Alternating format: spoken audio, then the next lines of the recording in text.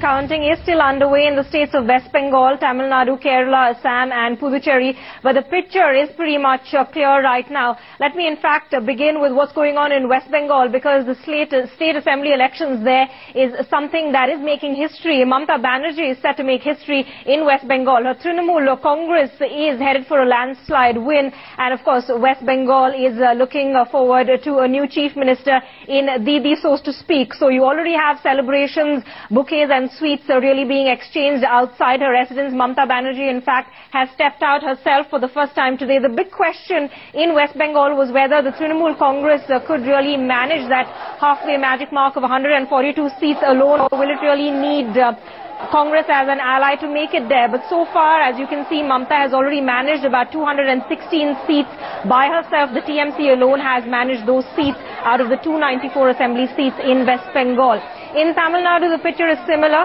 A landslide victory for Jayalalitha there. The AIADMK clearly having an edge. And it's an important victory for Jayalalitha as she really returns to power after a gap of about 5 years. A significant loss for the DMK, which has, of course, suffered setbacks on account of the 2G spectrum scam and corruption involving the first family members. So you have the AIADMK with seats of about 193 right now, and Jayalalitha commenting that Karunanidhi had allowed his sons and daughters to run free, run wild, and hoping that he has realized his mistakes right now. The DMK, the seats there stand about 39 to 40 right now.